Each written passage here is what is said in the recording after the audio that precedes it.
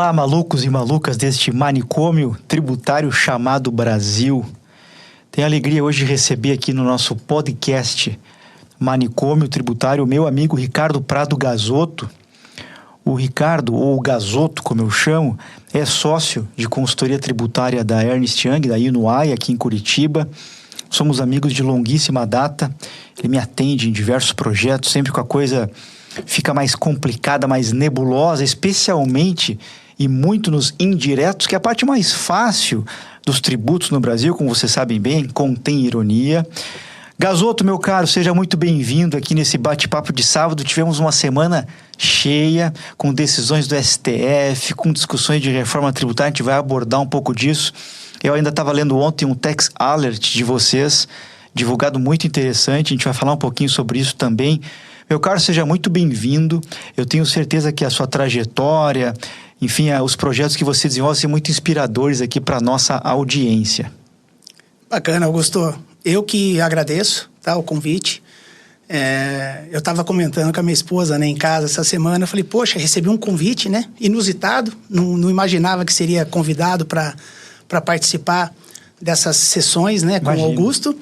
E vou dizer para você que, por mais que nós estejamos em um ambiente extremamente complexo, onde nós somos expostos a situações muito desafiadoras, diuturnamente, digamos assim. Sim. Esse convite me fez sentir o friozinho na barriga também, tá? Sim. Então, não tenho dúvida que será uma experiência nova para mim. E como tudo que a gente faz, né? E sempre pretende fazer da melhor forma possível, quero também tirar aprendizados de hoje, né? Aprendizados de relacionamento, de postura num bate-papo desse e assim por diante. Então, um prazer enorme, e eu quem sou a pessoa que devo dizer obrigado, né, pelo convite, tá? Imagina, muito feliz. Meu caro, eu costumo sempre começar com trajetória. Tu sabe que a nossa audiência, ela é formada muito por jovens que muitas vezes estão lá na faculdade ainda, ou iniciando a carreira, estão como trainees em consultoria, como em auditoria, e se inspiram em profissionais como nós, como outros tantos que tiveram aqui, como outros tantos que virão.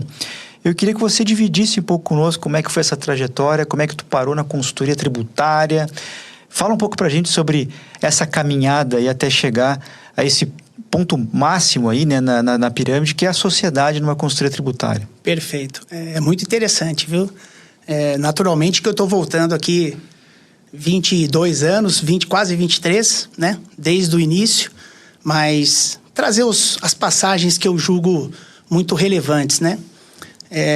Na verdade, eu comecei a minha vida profissional em 99 para 2000, trabalhando com o meu irmão, que tinha basicamente recém-formado, né?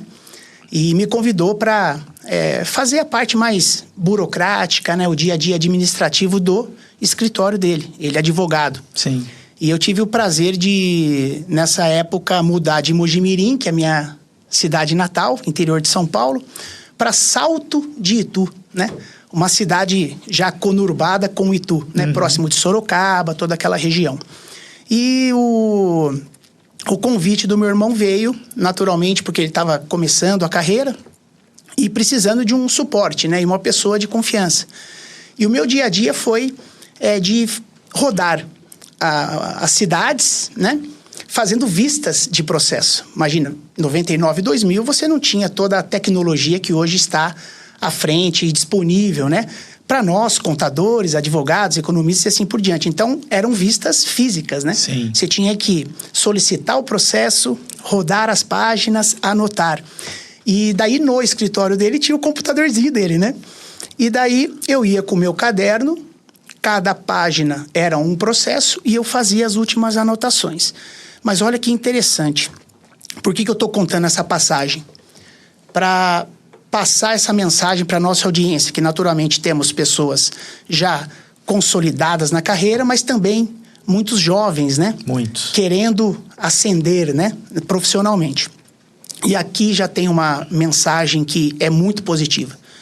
Quando meu irmão me convidou, ele falou assim, olha, a atividade parece não ser nobre, mas ela tem uma relevância altíssima no meu dia a dia. Que legal isso. Através do que você vai me trazer, e aqui eu estou confiando a você essa atividade, é como que eu vou me estruturar com relação a prazos, qual é a próxima etapa do processo e tudo mais.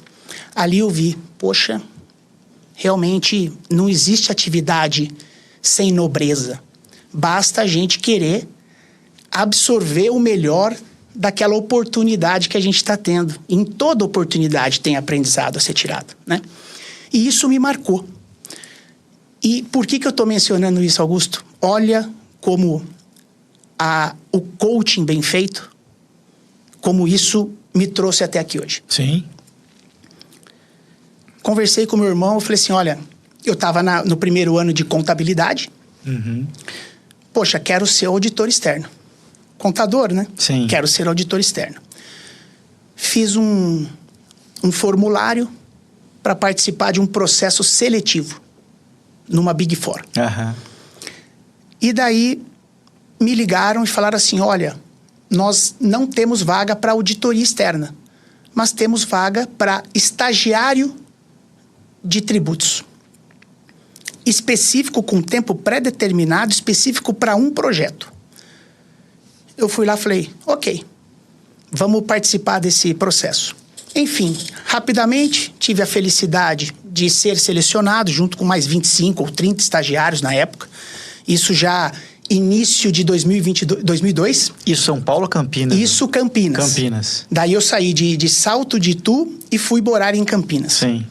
Isso início abril de 2002, que iniciou minha trajetória em ambiente Big Four. Uhum. E beleza, vamos em frente. O projeto. Levantamento de crédito de CMS e IPI sobre itens secundários e intermediários. Nossa. Poxa, mas o que eu vou fazer aqui? Você vai tirar cópia de nota fiscal. Num primeiro momento eu falei, tirar cópia de nota fiscal? Mas assim, eu não fiquei um minuto com esse pensamento. Já me veio a história... A frase do teu irmão. A frase do meu irmão. Né? Atenção que toda atividade, né, tem a sua relevância.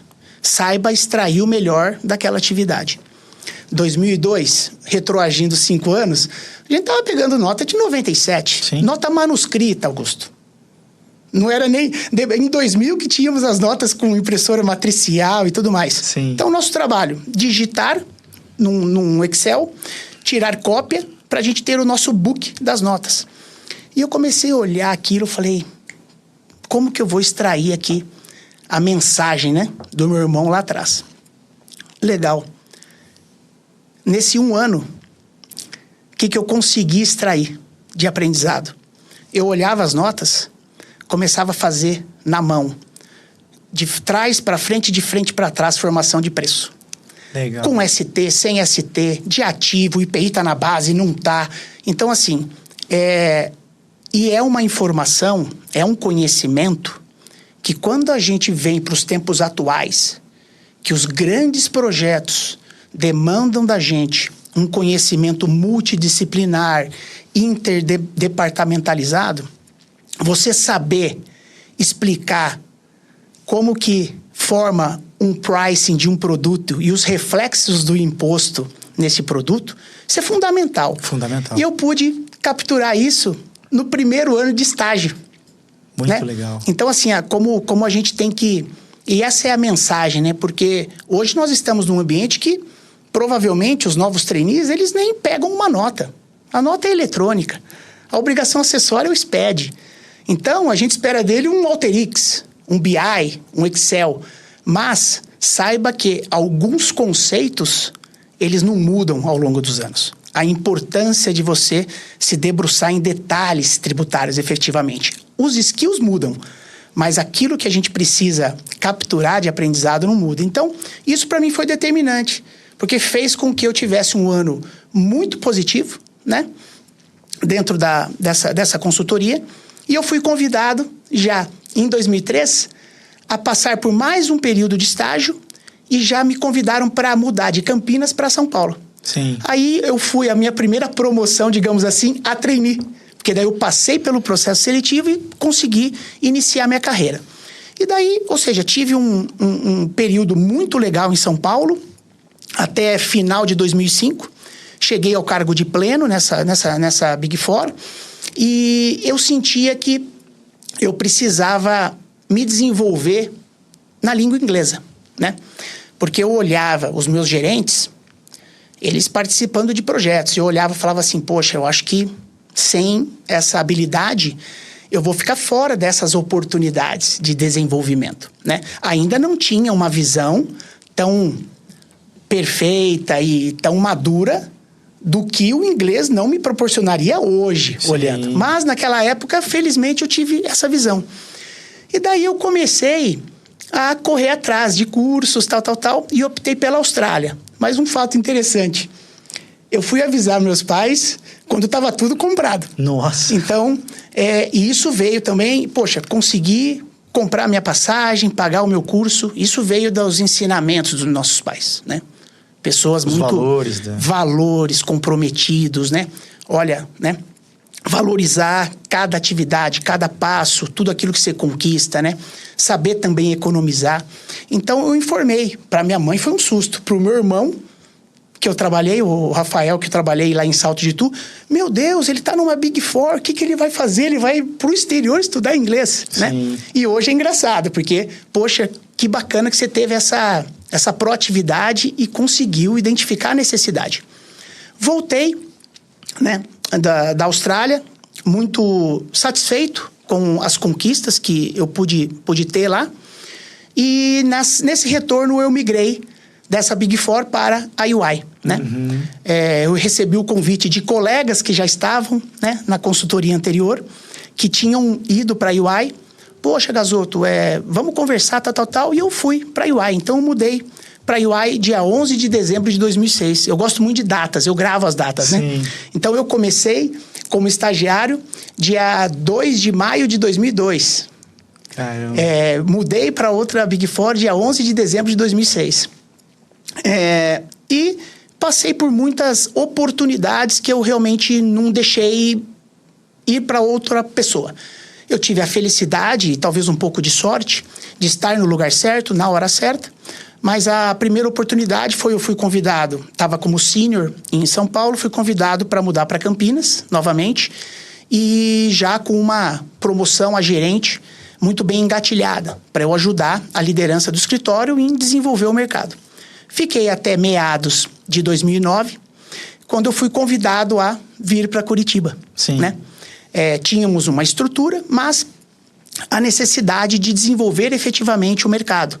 E esse desenvolvimento era meio que conjugado, o time de Curitiba com o time de Blumenau. Então, desde 2009, eu tenho trabalhado fortemente nesses dois estados, né?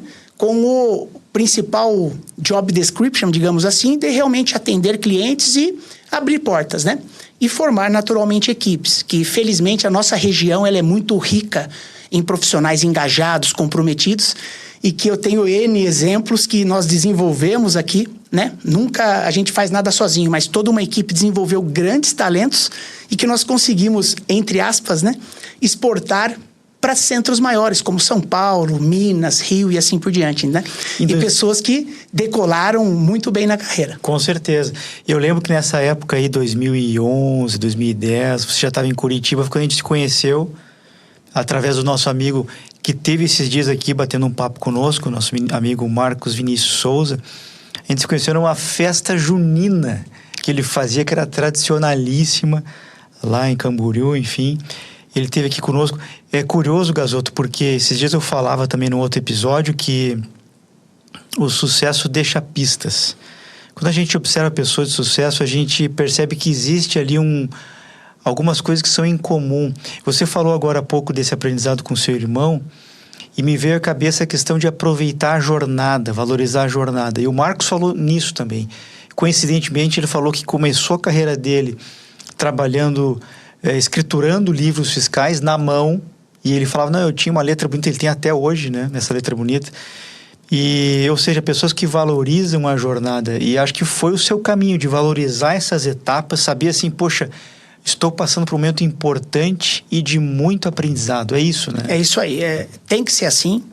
E eu gosto de usar algumas falas com o time atualmente, que nós não podemos nunca subestimar o aprendizado. Jamais. O aprendizado é contínuo. Quando a gente achar que a gente chegou no nosso ideal, certamente a gente pode cometer alguns fracassos, porque eu entendo que erros são parte do aprendizado. Mas quando a gente subestima o aprendizado, a gente está abrindo mão de poder continuar evoluindo e ajudando outras pessoas, né? E concluindo sobre a trajetória, Augusto, aí naturalmente que eu tive a oportunidade, né? Olha, tá aqui. Eu tive um mentor dentro da UI, o Jefferson Sanches, atualmente aposentado, mas para mim uma pessoa fantástica que me ajudou sobremaneira em todos esses movimentos e oportunidades. E ele sempre deixou muito claro: você está indo para Curitiba. Tá aí o seu business case, faça acontecer. Então, assim, a gente tem que ter muita raça. E eu vou pedir para você anotar essas duas palavrinhas, na raça, que lá na frente a gente vai falar sobre isso. Tá bom. Então, eu penso que é isso daí, você realmente se dedicar, se engajar, aproveitar toda e qualquer oportunidade, porque sempre há muito aprendizado. E felizmente eu tive a possibilidade de, em 2018, né, atingir a sociedade. Estou atualmente como sócio da área tributária, né, da firma, e naturalmente a carreira não parou aí, né? É engraçado que você vira sócio, uma outra pirâmide se inicia. Sim. Muitos desafios, roles diferentes, de liderança de conta, de liderança de setor, liderança de escritório, de região. Então, assim, as oportunidades são infindáveis, né? Sim. De aprendizado. E eu acho que é por aí que a gente tem que seguir. Acreditar, não desistir do sonho e saber que nós somos capazes, tá? Acho que isso é muito importante. E um fator engraçado, né? E curioso. Desde os primeiros cargos da pirâmide, eu olhava sempre para as pessoas que estavam acima de mim. Isso é uma mensagem para os mais novos. Não desistam, porque a gente pode ter referências fantásticas. E eu pensava, nossa, eu não vou conseguir ser um sênior desse. Eu não vou conseguir ser um gerente desse. Eu não vou conseguir ser um gerente sênior desse. Se você estiver cercado de pessoas que realmente se preocupam contigo, te dão coaching, feedbacks honestos, isso faz toda a diferença. Que é o que eu tento aplicar com o meu time, né? Ser honesto, ser bacana não é falar as coisas boas. Pelo contrário, é você reconhecer as coisas boas, mas, sobretudo, apontar o desenvolvimento futuro. O que fazer para atingir o desenvolvimento futuro. Então, eu acredito muito nisso, tá? Não, muito legal, Gasoto. E hoje você, querendo ou não, você é uma inspiração para o time de consultoria tributária da Inuai. Você contrata jovens, você lida com jovens, com profissionais de diversas gerações. Eu queria te perguntar... no que isso aumenta a tua responsabilidade? Como é que isso toca o teu dia a dia? Seria a primeira pergunta, né? Você com uma inspiração, né? Então, assim, liderar pelo exemplo, com certeza. E no segundo ponto, queria te perguntar, assim, como é que é trabalhar com essas diferentes gerações? Você sente mesmo essa diferença? Que você, para tirar mais do X... de uma maneira, do Y de outra, do milênio de outra. Como é que é isso no dia a dia da Inuai? Perfeito. Cristalino, Augusto. Eu acho que a gente tem que ter compromisso com as pessoas. Se a gente não tiver compromisso, a gente não retém, né? A gente sabe que tem N fatores que podem influenciar no turnover de uma empresa. Mas quando a pessoa vê que você, naquele momento, como líder, e que você tem compromisso e que você está trabalhando em prol do desenvolvimento das pessoas, eu acho que isso é o principal elemento de redução de turnover numa empresa. Temos outros que fogem da nossa autonomia, né? Que a gente sabe muito bem. Sim. Mas esse, para mim, é o principal. Quando você consegue demonstrar para as pessoas que você tem compromisso com ela, faz diferença. E como demonstrar? Você investir tempo. Conversar com pessoas não é gastar tempo, é investimento. Por quê? É um momento que você consegue fazer um coaching, né, informal eu digo por quê? Porque nós temos os nossos procedimentos, formulários, mas aquilo é a formalização do que você fez no decorrer do dia, da semana e do mês. Não precisa esperar um ciclo de 3 meses para você ir lá escrever. Você fez com que a pessoa perdesse 3 meses de melhoria. Sim. De um novo projeto que ela já poderia ter aplicado, sugestões que você trouxe. Então, esse compromisso, como que eu consigo, eu tento, né? Se eu consigo, eu não sei, mas assim, eu tento, né? Conversar muito com as pessoas. Eu tenho o costume de, por exemplo, com os seniors de techs, da área que eu acabo atuando mais efetivamente, eu tenho encontros bimestrais. Uhum. E para fazer o quê? Me conta. Como foram esses últimos 2 meses? O que você tem de sugestão para a gente tentar recalibrar e tornar a sua experiência ainda mais positiva, né? Além do fato de você realmente mostrar que nós estamos em alguma posição. Nós não somos nada. Nós estamos. E que a valorização dessas pessoas, através dessa conversa, eles se sentem muito valorizados. Eles realmente conseguem capturar o compromisso seu com o desenvolvimento deles, tá? Sim. Então, é isso que eu faço com relação às pessoas. Agora, no que diz respeito às diferentes gerações, eu acredito muito, tá? Que isso é muito positivo. Porque com isso eu estou falando de diversidade de habilidades. Sim. Não estou aqui falando de inclusão, de nada disso. Estou falando de diversidade. A diversidade vem com isso. Na minha época, a nota era manual. Hoje, ela está eletrônica. Então, a gente tem que capturar essa geração e que tem muito mais acesso à tecnologia do que a gente. A gente tem que se desafiar a trabalhar bem com essas soluções. Então, eu acho que as gerações, sobre a ótica técnica, a diversidade traz muito, muito valor. E claro que nós temos outros pilares, como comportamentais, de exigência, do que é construir uma carreira. Então, a gente tem que tirar o melhor das pessoas pelo tempo que elas estão disponíveis e motivadas com o negócio. Sim. Eu acho que hoje, o turnover, por exemplo, eu converso muito com os nossos departamentos de RH, o turnover ele está parecido com o que nós tínhamos no passado.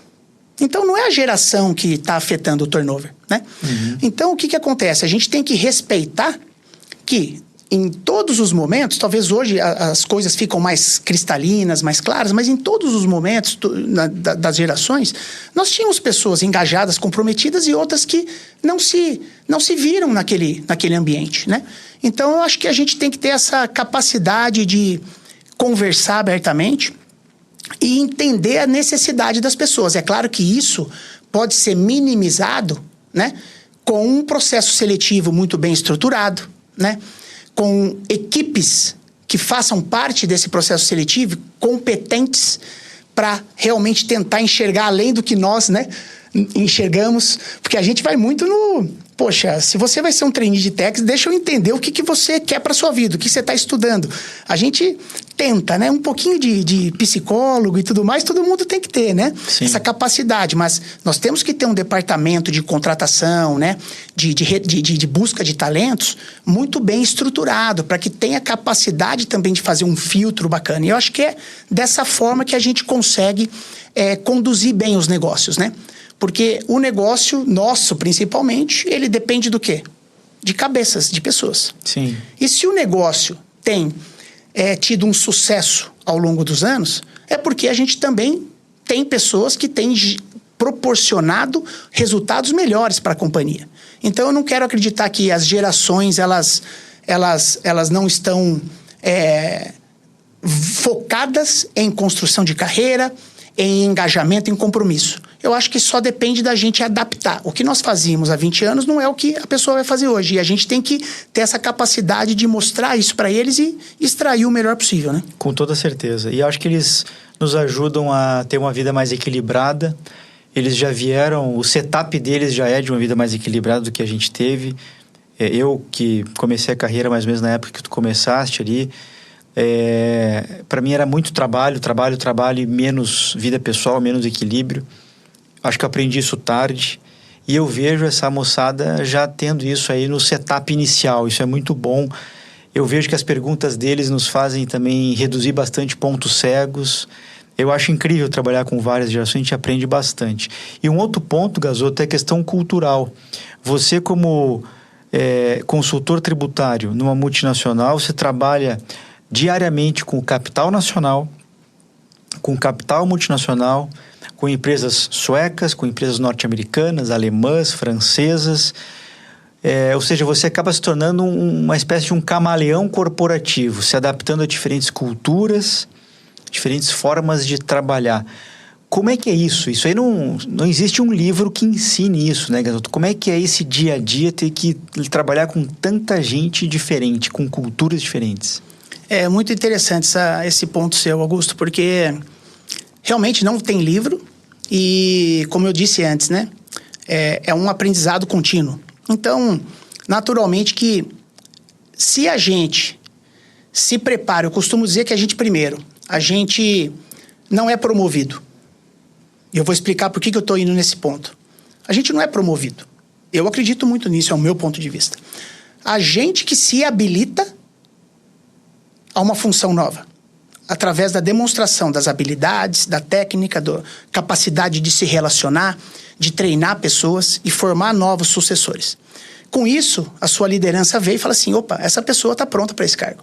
Então, ela não está te promovendo, você que está trabalhando e mostrando que você está hábil àquela posição. E por que eu estou falando isso?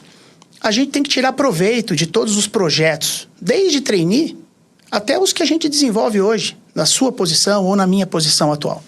Por quê? Porque é através desse dia a dia, das experiências, que a gente consegue lidar com ter a visão do que falar numa reunião. Eu tenho, por exemplo, suecas. Eu tenho empresas que eu atendo que são da Suécia. A perspectiva de cada negócio é diferente, mesmo sendo originalmente do mesmo país. Sim. Por quê? Porque as empresas, elas são feitas por pessoas. Lógico, você tem a cultura daquela empresa, daquele negócio. Mas a gente tem que se adaptar às pessoas. Eu acho que é aí que está a capacidade da gente, talvez como o termo que você usou, né? Um camaleão do mundo corporativo. Eu acho que isso ela vem com o tempo, né? A gente está em constante mutação, né? E se adaptando.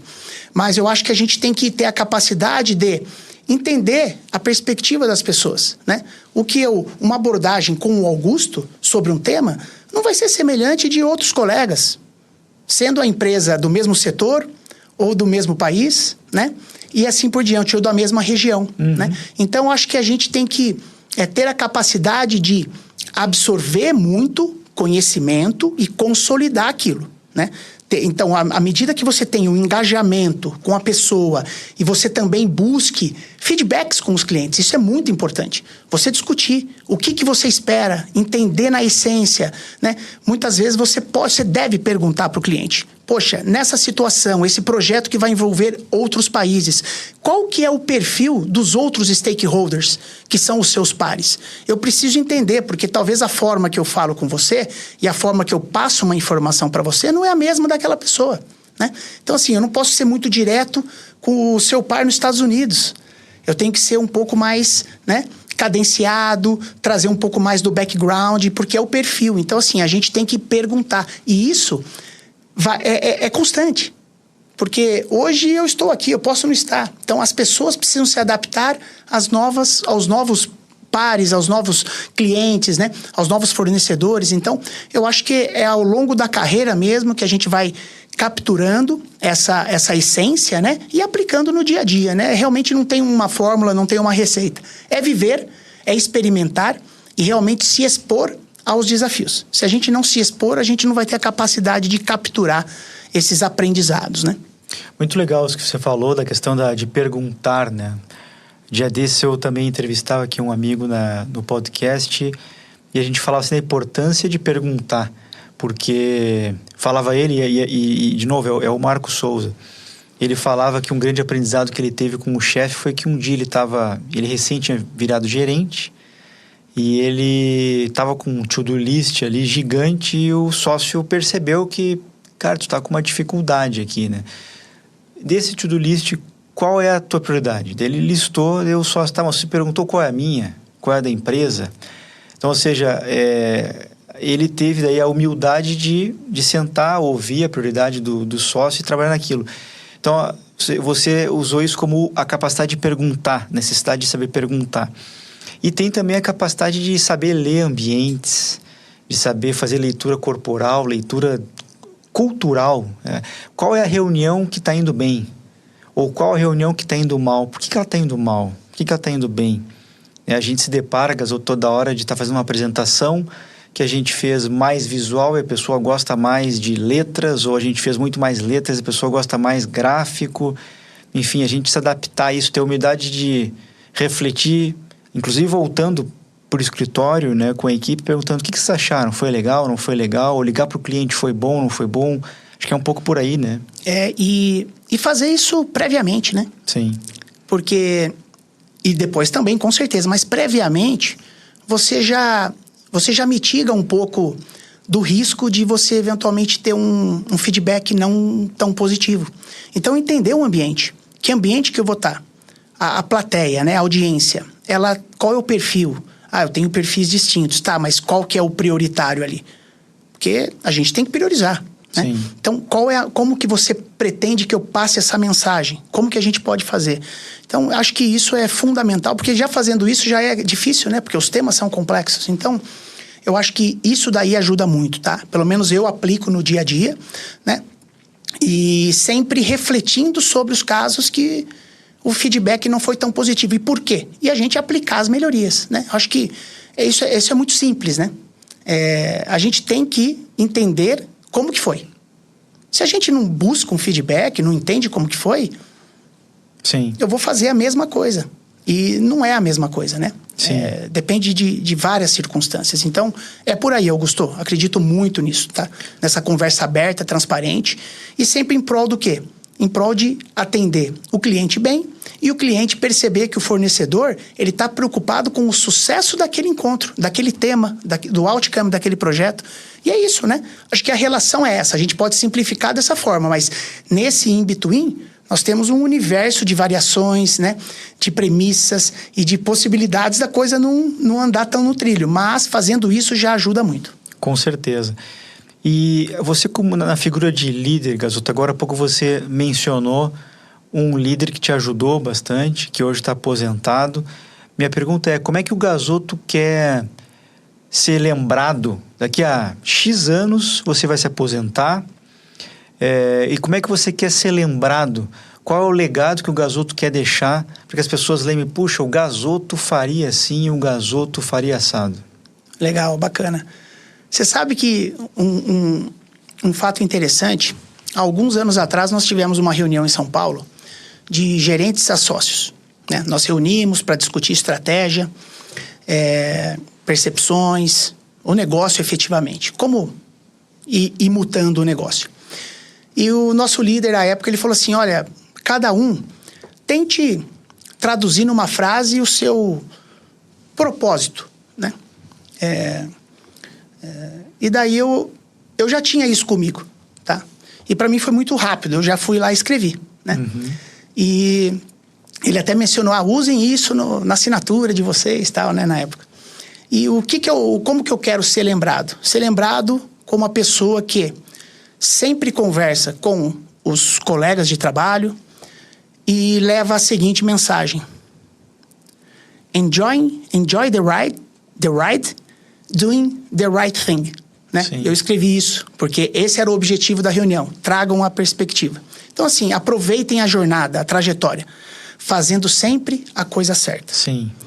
E coisa certa não é acertar a análise, a interpretação da legislação. Não é isso. Fazer a coisa certa é atuar, né, de forma correta, com princípios. Né? Então, assim, aproveite, curta a trajetória. Porque o ambiente já é difícil, já é de pressão. Se a gente não curtir, não aproveitar, né, a jornada, fazendo a coisa certa, naturalmente fica ainda mais difícil. Então, eu particularmente quero ser lembrado como uma pessoa que realmente tenta criar um ambiente de motivação, né, positivo, de aprendizado, em que as pessoas aproveitem o momento, aproveitem a jornada, independente de ficar 1, 5, 10, 15, 20 anos, né, conosco, e que façam a coisa certa. Porque, para mim, o mais importante eu não tenho problema com a pressão, com a frustração. Poxa, um projeto que não deu certo. Mas eu quero chegar em casa e olhar para minha esposa, olhar para o meu filho, né, olho no olho, e ter a certeza que o marido e o pai trabalhou de forma correta, com os seus erros, com os seus acertos, buscando aprendizado, mas fazendo a coisa certa, tá? E isso, para mim, é muito importante, muito importante. Então, eu acho que a gente tem vários exemplos, e mais adiante eu vou fazer um paralelo também com isso para você, mas para mim é isso, é ser lembrado como uma pessoa que trouxe oportunidades, mas pediu para a galera: curta, aproveite, vamos estudar, vamos discutir, vamos reunir, vamos também celebrar. Mas o nosso dia a dia a gente tem que entregar para depois celebrar. Com certeza. Aproveite a jornada, a trajetória, fazendo a coisa certa. E os erros fazem parte da nossa caminhada, e é assim que a gente vai melhorando a cada dia, tá? Agora, essa questão dos erros, Gasoto, eu costumo advogar no sentido de que a gente já cometeu vários e a gente vai continuar cometendo, e a gente é o produto do aprendizado que a gente teve com esses erros. Tu lembraria de algum erro na tua trajetória aí exitosa que te trouxe um aprendizado rico, que, poxa, isso aqui eu não esqueço? Porque eu tenho certeza que você acorda todo dia querendo fazer o teu melhor, né? Eu também, todo mundo é assim. Mas a gente acaba tropeçando, erra aqui, erra ali. Eu acho que aqueles que se vão melhor são aqueles que aprendem com os erros. Qual foi o erro, Gasoto, que você cometeu na carreira, na trajetória, que você pensa: puxa, ali eu poderia ter feito diferente? Perfeito. A pergunta é interessante, né? Bom, o que me vem à mente, e aquilo me fez nunca mais cometer o mesmo erro. E aí é um erro que realmente não pode ser cometido. Um projeto específico que eu identifiquei uma situação, né? E acabei reportando, né? E notei que a coisa não foi para frente, né? Isso bem no início de carreira. E depois eu notei que apareceu, né, o erro e tudo mais, e eu fiquei meio mal, porque eu notei que eu tinha passado essa mensagem: olha, aqui tem uma coisa que não tá legal.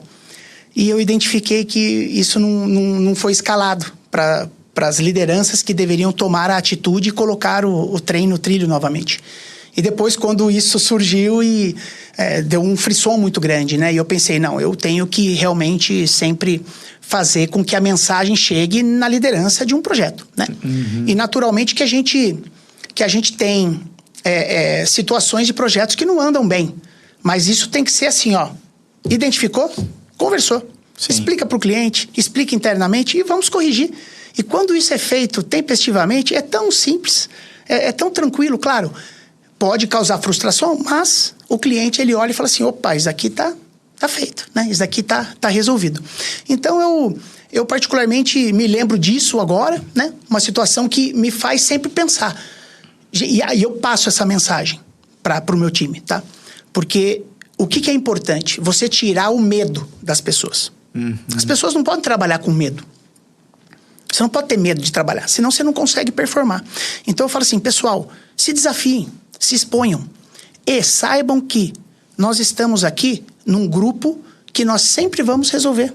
Só que assim, não deixem de levantar a mão. Tragam as situações, tragam os temas, né? Isso é muito importante, porque daí a gente consegue resolver tudo isso no seu momento. E eu acho que com isso você traz a tranquilidade para o time poder desenvolver o trabalho com tranquilidade, né? Dentro das possibilidades, né? Porque já tem um ambiente bastante desafiador. Mas as pessoas falam assim: poxa, eu posso trazer a minha perspectiva, o meu ponto de vista e já discutir. Se está errado, ok, vamos colocar no trilho. Isso é natural, isso faz parte, né, do processo. Então, eu tento trazer esse ensinamento que eu tive lá de 18 anos atrás, de uma situação muito específica, que eu vi que a falta de informação e de realmente encarar uma situação da forma correta, né? Isso pode gerar depois efeitos piores, né? Então, eu acho que... E eu tento trazer isso para as pessoas, né? Sim. Trabalhem com leveza, sabendo que os erros a gente está aqui junto, levantem a mão e vamos resolver junto, né? Acho que faz parte. Ainda mais nesse país, né, Gasoto, instável que a gente vive, né? Cada vez mais faz sentido o manicômio tributário. E veja você que essa semana o nosso Supremo Tribunal Federal criou, né, eu vou dar um nome aqui, né? Ele criou o trânsito em julgado mutante, né? Ou seja, o trânsito em julgado que não é ainda, por assim dizer, necessariamente uma decisão final, né? Eu imagino, você deve imaginar como está a minha dificuldade em estudar o tema e passar essa mensagem de uma maneira clara para o investidor estrangeiro. E eu fico imaginando como o seu telefone tocou essa semana, seus clientes ligando, perguntando, poxa, qual é o posicionamento da firma, do Gasoto? Que tipo de impacto, Gasoto, você vê que uma decisão dessas gera no nosso ambiente de negócios, em termos de redução de investimentos, em termos de, enfim, de atração de investimentos que no final do dia representa a geração de empregos, né? Como é que foi essa semana para você? Não, sem dúvida. Quando o tema já entrou em pauta, já foi um frisson, né? E não imaginávamos, né, que isso poderia efetivamente acontecer. Eu fico pensando... As literaturas, né? Terão que ser revistas, né? Porque Sim. Trânsito em julgado... Eu não sou advogado, mas eu sei que trânsito em julgado é uma decisão definitiva. A exceção feita a uma rescisória que possa revogar isso daí, né? Isso. Dentro de um prazo. Ou seja, se você tem um trânsito em julgado, parto da premissa que o tema não venha a ser discutido novamente. Agora, né? Temos um trânsito em julgado mutante. Mutante, né? Ou seja, é uma relativização de tudo, né? Então, realmente, a preocupação é grande, né? Inclusive, o que a gente teve mais acesso foi a questão da CS, mas sabemos que tem o IPI da revenda, tem vários outros temas, né? Que naturalmente geram uma turbulência no mercado, né? E não é a turbulência só pela ótica da auditoria externa, de como que ficarão as ressalvas, os eventos subsequentes e tudo mais.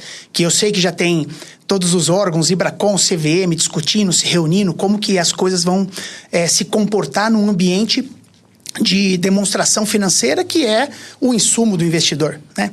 Então... Essa semana já teve um fato relevante publicado, de conhecimento público, do Grupo Pão de Açúcar. Isso. E assim terão de várias outras empresas de capital aberto, né? Exato. E com isso, Augusto, a preocupação, ela é real, ela existe.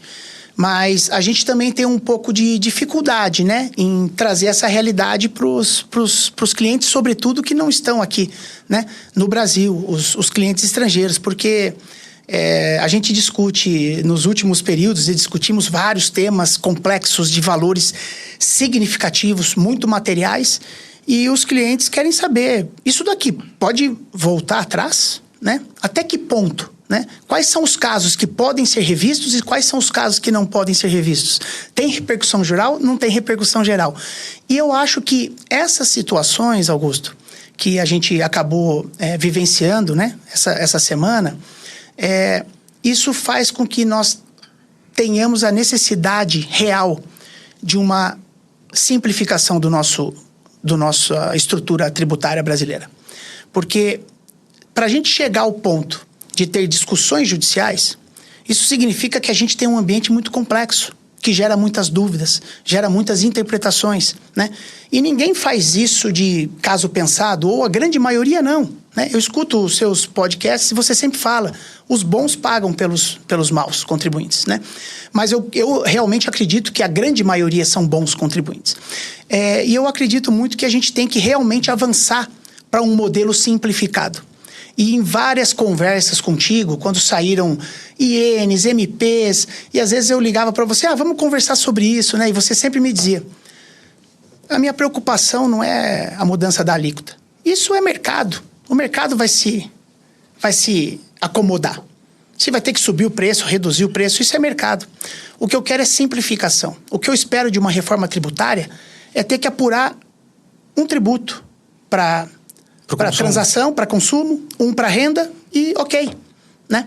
E eu possa colocar o meu time para pensar no negócio, conectar com as diversas áreas. Então, eu acho que essa situação, ela traz para a gente naturalmente, é um tanto quanto óbvio, né? Mas traz sim uma reflexão muito grande por parte de investidores. Isso, não gostaria de acreditar nisso, mas eu acho que terá um reflexo sim, né? Nos próximos investimentos que porventura estivessem à mesa, né, para tomada de decisão, porque o Brasil já é complexo, com uma situação dessa gera ainda mais incerteza e traz consigo naturalmente a necessidade de realmente pensarmos muito numa reforma tributária, né? 2 podcasts atrás você entrevistou, né, um fiscal, né, aposentado. Eu assisti, gostei muito e ele tem uma visão muito parecida com a minha. Sim. Sobre o modelo a ser seguido, né? Então, eu acho que é isso. Simplificando, você arrecada mais. Sim. Com toda certeza. Porque você facilita a estrutura das empresas, você, sem sombra de dúvidas, você consegue ampliar. Veja o exemplo da Prefeitura de Curitiba que ele trouxe. Isso, que ele aumentou em 55%. Inacreditável, e trazendo simplificação. Isso. Então, assim, eu acho que é por aí, tá? É preocupante, mas a gente tem que acreditar que as pessoas estão lá no Congresso, em Brasília, tentando fazer alguma coisa para melhorar, né? Sim. A gente realmente precisa, mas é uma infelicidade, né? Uma situação como essa, porque traz muito mais insegurança além do que a gente já vivia, né? Com certeza. Não, e ontem nas redes sociais eu vinha discutindo o tema com alguns amigos. Num dado momento chegamos na ideia de que, poxa, temos um manicômio tributário e também um manicômio judiciário, né? E eu falei, bom, mas a gente precisa tentar tratar um deles, né? O que está na nossa mão? Hoje tem ali no cardápio uma reforma tributária que tende a melhorar o ambiente de negócio do país. A gente sabe que toda reforma, ela primeiro piora para depois melhorar. Então, a gente não vai conseguir acabar amanhã com 4 impostos sobre consumo. A gente vai ter que conviver durante um período de transição com 5, né? O novo aumentando a alíquota e os 4 atuais reduzindo, até que um dia que a gente passe a ter um apenas, né? E é um pouco isso, ou seja, e ninguém ganha com isso, né, Gasoto? Acho que esse é o ponto. Então, você que trabalha numa multinacional, você sabe muito bem que por mais trabalhos, por mais projetos que você venda para os seus clientes, o seu faturamento aqui do Brasil não é maior do que os Estados Unidos, não é maior que o da Europa, não é maior que a Ásia, e em que tem ambientes tributários muito mais estáveis. Perfeito. E simples. Ou seja, alguém poderia dizer, o Gasoto tem interesse que continue em manicômio porque ele vai faturar. É mentira. Um escritório pequenininho, numa pequena cidade da Suécia, fatura 5, 10 vezes mais do que o escritório aqui no Brasil, e lá é muito mais simples. Ou seja, claramente ninguém ganha com isso, né, Gasoto? Não ganha, e o que você trouxe é a realidade. Por quê? Note que muitos projetos que são desenvolvidos hoje no ambiente brasileiro, você está falando de uma revisão, um valor agregado não tão alto. Isso. Um processamento de um SPED. Ao invés da gente estar desenvolvendo projetos multidisciplinares. Combinação de negócio, APA. Com malha, com value creation, olhando para transações, para merger, acquisition e outras coisas. Então, projetos que traz muito mais valor agregado ao cliente, né? Sim. E isso é fácil de identificar. Quando a gente pega um trabalho muito tradicional, mas que precisa ser feito porque você não sabe até que ponto que, às vezes, um errinho de um parâmetro pode gerar uma exposição para você, um liability que você não espera, você tem que fazer. Mas, quando a gente compara com um projeto, por exemplo, de network design, que você vai avaliar o melhor posicionamento operacional, logístico e tributário do seu produto, para você levar um produto com melhor atendimento para o seu cliente, nível de serviço, mas também com menor custo. E custo operação como um todo, que pega logístico, pega tributário.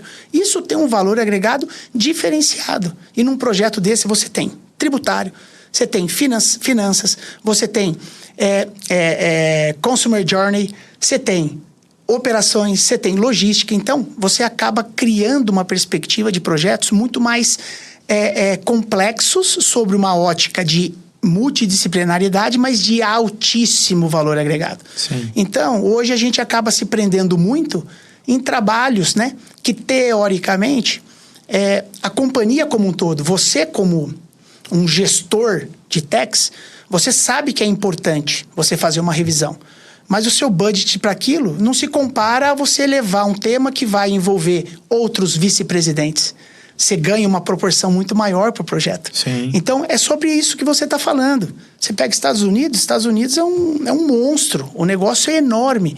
E não dá nem para dizer que tem 10% da nossa complexidade, né? Exato. Então, é bem sobre isso. É sobre como que você transforma os seus produtos. Hoje a gente está aí restrito, né, a cuidar garantir que o principal ali no final do mês, ele não tem nenhuma surpresa muito grande. E a gente acaba passando por outros projetos que poderiam gerar um valor agregado muito maior, né? E às vezes não só pelo lado da consultoria. Às vezes você também visualiza a necessidade de garantir alguns processos que está sob a sua gestão exclusiva e acaba não sobrando tempo para você olhar o negócio como um todo, né? Acho que o lado do cliente também é muito verdade isso, né? Exatamente. Eu acho que o manicômio tributário brasileiro ele é formado pela equação da complexidade e da incerteza. Quando a gente vai para os Estados Unidos, né, de novo aqui citar o meu amigo Lionel Nobre, da Dell, ele fala que lá é muito mais complexo, mas não tem tanta incerteza. Esse é o ponto. Então quanto que é incerteza? É próximo a zero. Então algo vezes zero é zero. Então você não tem lá exatamente um manicômio tributário, né? Aqui você tem o X e o Y, né? É isso que forma esse gosto amargo, né, na boca de a gente nunca ter certeza de nada. Eu cheguei a escrever um artigo aqui no livro em que, num dado momento da minha carreira, explicando as coisas multinacional, as pessoas diziam, lá vem o Mr. Depends, porque tudo dependia, né? Tudo, depende. Você vai vender para São Paulo, vai vender venda interna, só vai exportar, né? Então era o Mr. Depends. Nesse sentido, Gasoto, eu queria te perguntar, projeto. Divide conosco aqui um projeto marcante na tua carreira, que você tenha tirado, assim, você se orgulha muito, dizer, puxa, isso aqui eu participei, ou isso aqui eu liderei.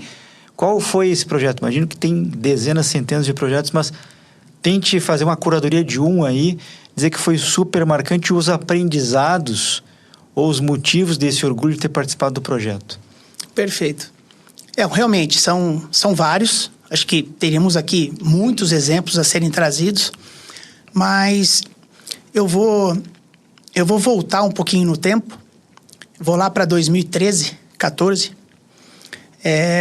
quando nós tivemos o início da legislação do Bloco K, por exemplo, que é outro ambiente que os bons, infelizmente, acabam pagando pelos maus, né? Sim. A necessidade de você ter que apresentar para o governo um controle de um Bill of Materials para que no final do dia ele garanta que você não teve uma venda sem nota ou uma compra sem nota e assim por diante, né? Sim. Assim, algo que não passaria nem nos piores pensamentos de qualquer gestor, né? Imagina, comprar sem nota, vender sem nota. Sim. E o tema, ele não é muito interessante em si, né? Porque é obrigação acessória. Naturalmente que eu poderia falar de outros projetos muito mais de valor agregado, mas considerando a sua questão, aquilo foi marcante. Por quê? Foi o primeiro projeto que eu efetivamente tive que conectar muitas áreas do cliente, né? E foi o primeiro projeto que foi feito pela UI relacionado a Bloco K. Eu tive essa oportunidade em 2013. Eu rodei 4 ou 5 estados, né, do Brasil, fazendo entrevistas, entendendo processos produtivos, né? Cada planta com um produto diferente, negócios muito variados, e tendo que conversar com departamento de comércio exterior, de escrituração, de emissão, fiscal, contábil, controladoria, engenharia, produção, muitos departamentos, e trazer tudo isso para dentro de uma visão que fosse clara para todos esses departamentos. Olha, você opera assim, isso traz essa necessidade que você precisa reportar dessa forma, e o seu sistema não tem essas interfaces para que você consiga demonstrar dessa forma. Aí fizemos uma apresentação que levou, sem brincadeira, 6 horas. Imagina. De todos os pontos de atenção e sugestões que precisariam ser feitos de melhoria. E um time da UI também multidisciplinar, né? Time contábil, time fiscal, time de tecnologia e tudo mais. Isso me marcou bastante. E também é uma mensagem que eu gosto de passar para as pessoas, que é o quê? A gente tem que acreditar que a gente é capaz. A gente é muito capaz de fazer tudo, independentemente da gente ter algum livro ou algum projeto já executado. Não, a gente fez from scratch isso daí. E desenvolvemos um modelo que até hoje, nos diagnósticos de Bloco K, ainda é utilizado pela firma como um todo, né? Sim. Então, eu acho que foi um momento marcante, um grande projeto, pela perspectiva de poder se conectar com muitas áreas e ter que consolidar e tropicalizar, digamos assim, uma mensagem única para 8, 9, 10 departamentos distintos, que cada um não tem a visão do que o outro tem que fazer. Então foi um projeto assim de muito aprendizado que naturalmente me trouxe a capacidade de desenvolver outros grandes projetos. Como que, assim, para mim hoje, o principal projeto que eu acho que a gente leva de valor agregado, de desafio, de aprendizado, são os Supply Network Designs, Sim. que a gente faz conectando logística, operação e tudo mais, e os benefícios fiscais, né? Então, eu diria que esse foi um grande projeto que marcou como a gente pode construir alguma coisa do zero e ser utilizado ao longo de muitos anos, né? Eu acho que isso marcou bastante. Muito legal, Gasoto. E hoje você contrata anualmente, né, uma turma nova, né, se chama Novos Talentos, ou enfim, os profissionais do futuro, né? Para aqueles jovens que estão nos ouvindo, que estão estudando ali contabilidade, direito, administração, economia ou tecnologia, enfim, o que esse jovem precisa ter, Gasoto, para ingressar numa grande firma como é a EY? O que você valoriza bastante nesses processos, né? Porque a gente que está começando, gente que tem pouca experiência ou nenhuma experiência, ou pouco conhecimento ou nenhum conhecimento, qual é aquele jovem que se destaca, que vocês realmente pegam para trilhar uma grande carreira numa grande firma? Legal. É um grande desafio, né? Os processos seletivos, eu diria que é um dos grandes desafios que nós temos no nosso dia a dia, né? A contratação são centenas, né, de trainees anualmente, né? E o que como você disse, e eu lembro da minha época, eu não conhecia de tax, eu fazia contabilidade. Sim. E eu tento trazer essa perspectiva para os candidatos. Eu não espero de você falar de imposto de renda, de previdenciário, de indiretos, não. Isso a gente faz. A gente vai te ensinar isso daí. Então eu vou muito mais para qual é a visão da pessoa para a carreira. Quais são os skills que eles conseguem demonstrar. O nível de engajamento, o nível de comprometimento com o negócio. Porque o conteúdo a gente vai aprender. Eu fazia contábeis. Eu me desenvolvi em tributário. Eu não tinha nem tido o início do tributário na faculdade de contabilidade. Então, assim, e o que eu tento extrair, Augusto? Que também é um dos pontos que eu uso muito nas conversas com os nossos colaboradores. Você está notando que eu sempre me refiro às conversas com os colaboradores, porque eu acho que trazer experiências é o que vai realmente apoiar as pessoas no desenvolvimento. Se a gente não traz experiência para eles, a gente não vai ajudá-los a se desenvolver. Eu tento, nas entrevistas, Augusto, entender até que ponto o candidato ele tem um interesse por passar o friozinho na barriga. Você sabe muito bem do que a gente está falando. Sim.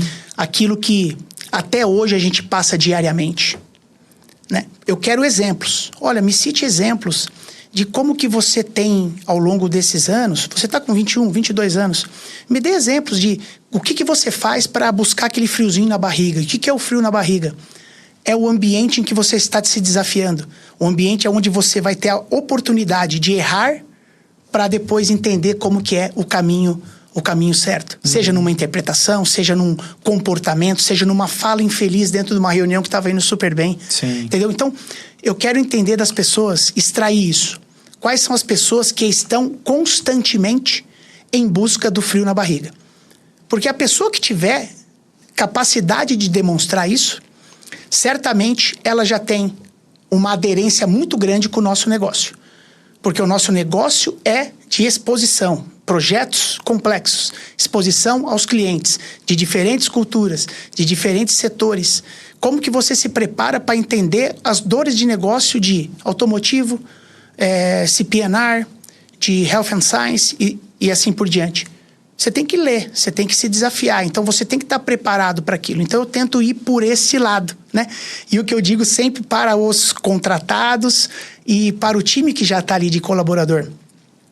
Nós temos 52 semanas no ano, você tira ali 4 de férias, então, mais os finais de semana. A gente tem lá, 200 dias por ano, talvez efetivos, dias úteis. Ok. Se todo dia você abrir o computador, passar um friozinho na barriga antes de desligar, você pode ter certeza que pelo menos um aprendizado você teve no dia. Sim. E o dia que você abrir o computador, desligar, e você não sentiu isso, pode ter certeza que não foi um dia que você estava bom para realmente capturar um aprendizado, porque o nosso dia a dia provê isso para você. Então, tentem sempre buscar um novo. Sempre ir atrás de algo novo para que você possa se desafiar. Se você pegar isso anualmente, depois de 10 anos, 20 anos de carreira, 30 anos de carreira, olha o volume de aprendizado que você consegue extrair. Então, busque o frio na barriga. Se você estiver passando por isso, você está fazendo a coisa certa. Porque você está se desafiando. Você não está na zona de conforto.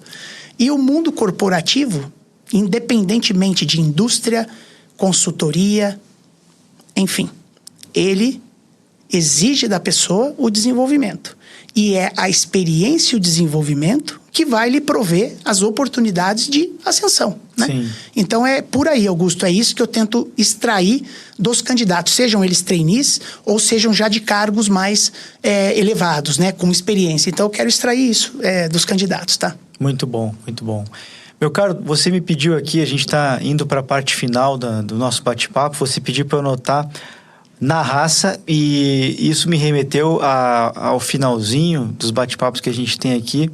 Me remeteu, não sei se é essa referência que você queria fazer, mas me remeteu ao livro do Benchimol, da Exatamente. XP.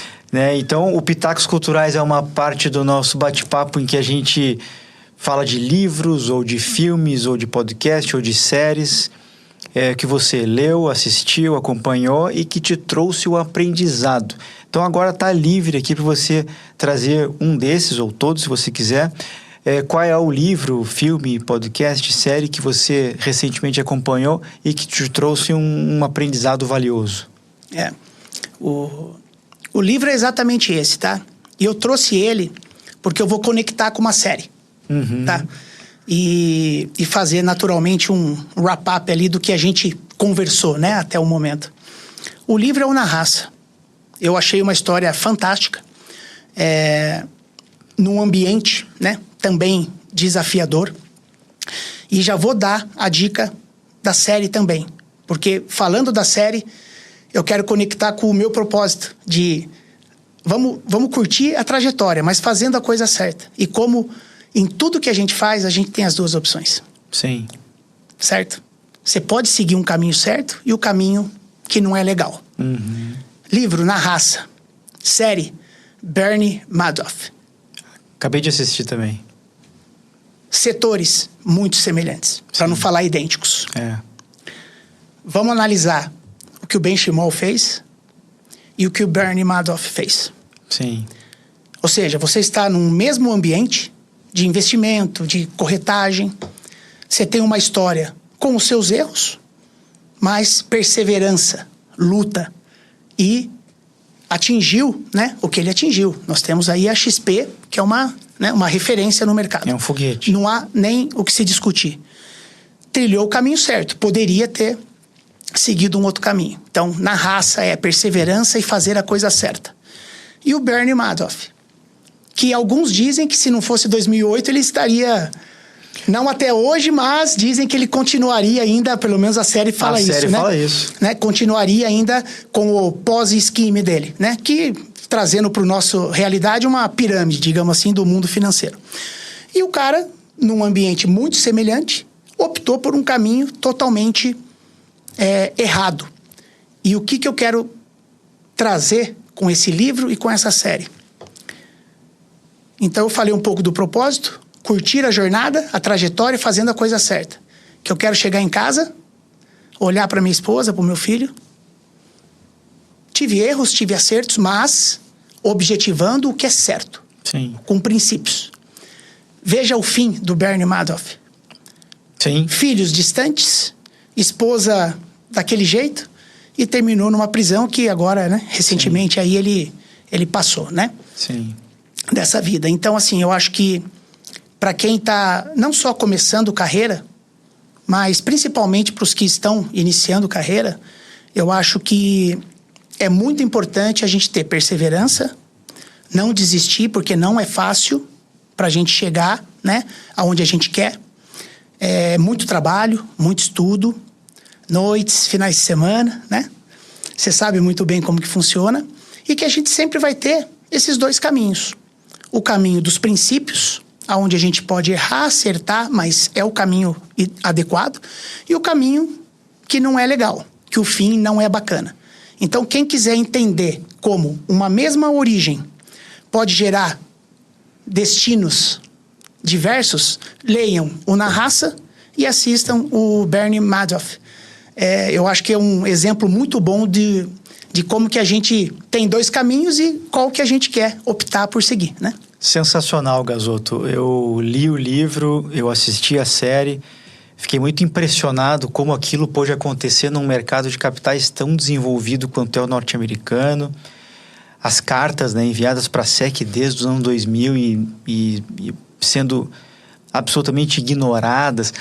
O episódio aquele que ele passa o post-it com o número da conta e o cara não... E ele já sabendo que segunda podia estourar, né? Enfim, olha, é incrível. E também é incrível a humildade em que a série termina dizendo: a gente sabe que não será o último. Né? Recordes são feitos para serem quebrados, haverá um novo esquema desses no futuro, a gente tem que estar preparado para isso. E tudo isso pós SOX, né? Ou seja, incrível como isso pode ter acontecido. Meu caro, eu queria te agradecer pela tua generosidade de ter vindo aqui. Eu sei que a tua agenda é extremamente competitiva, eu sei que tu é um maratonista, né? Tu é um cara que inspira muita gente, inclusive por isso, né? Por ser um cara que preconiza essa parte de equilíbrio, de saúde. Eu acho muito legal. Eu tive a felicidade de ter aqui comigo o Ricardo Guimarães, nosso amigo Ricardo Guimarães, que é maratonista também, e teve contigo lá em Buenos Aires, né? Correndo Exato. A prova. Muito legal. Eu queria destinar aqui, antes dos meus avisos finais, uns últimos minutos para que tu possa passar uma mensagem final para essa moçada que está começando, para essa moçada que está querendo trabalhar em cima de um propósito, que está querendo crescer, que está querendo se desenvolver. Eu tenho certeza que as tuas palavras certamente inspirarão muita gente. Não, bacana, Augusto. Eu acho que é um pouco do que eu venho trazendo aqui nesse bate-papo nosso. A gente tem que saber que a gente precisa ter muita perseverança, estudar muito, se dedicar muito, sobretudo no início de carreira, né? Atualmente, a gente já tem que manter um nível de leitura, de estudo e desenvolvimento de relações, soft skills que a gente chama, né, hoje em dia, habilidades interpessoais, de compartilhar aprendizados, ensinamentos. Mas, assim, importante é realmente buscar se encontrar numa profissão. Você tem que se dedicar. Quando você se dedica, você certamente vai tirar os melhores aprendizados daquilo, né? Naturalmente que hoje a gente tem uma série de cursos e que colaboram, né, com a orientação profissional, que na nossa época a gente não tinha tanto recurso nesse sentido, mas eu acredito que quando a gente se dedica, a gente realmente tem perseverança e a gente não desiste nos primeiros nãos, e a vida corporativa ela tem mais nãos do que sim. Muito mais. Né? Muito mais nãos do que sim. Eu acho que assim, a gente tem que acreditar, né? Correr e se cercar de pessoas muito boas. E boas em que sentido? Não é boas, porque aquela pessoa sabe tudo daquele tributo. Não, não é isso. Pessoas que querem colaborar, que querem conversar, passar feedbacks honestos, com pontos de desenvolvimento. Então, tentem buscar um ambiente desse, né? E eu não tenho dúvida que nós temos inúmeros ambientes que proporcionarão isso para as pessoas, né? Então, acho que é isso, é realmente ter raça e acreditar naquilo que você quer fazer e fazer a coisa certa. Eu, particularmente, entendo que esse é o caminho correto, né? Então, eu acho que é por aí, Augusto. Muito bom, Gasoto. Obrigado mais uma vez. E aqui a gente faz isso. Aqui a gente compartilha conhecimento. A gente traz profissionais fantásticos para dividir conosco, para a gente poder aprender com eles. A gente aprendeu muito durante esse sábado de manhã na raça aqui, Gasoto. Também falar um pouco de carreira. E você que ficou até o final, está conosco aqui já passado uma hora aqui de gravação. Curta nossas redes sociais, Augusto Flores Oficial, no LinkedIn, no Instagram, no Facebook. A gente também tem o website www.augustoflores.com.br. Lá você vai encontrar cursos, mentoria, palestra. Tem o livro que você pode achar também, tanto na Editora Viseu, no site da Editora Viseu, quanto na Amazon. E agora a gente está abrindo esse espaço para que a nossa audiência, nossos seguidores, nossos leitores mandem dúvidas para que a gente possa responder aqui no ar. Nosso WhatsApp é 41995693841. Eu acho que é isso. Por hoje é só. Mais uma vez, muito obrigado. Um grande abraço a todos.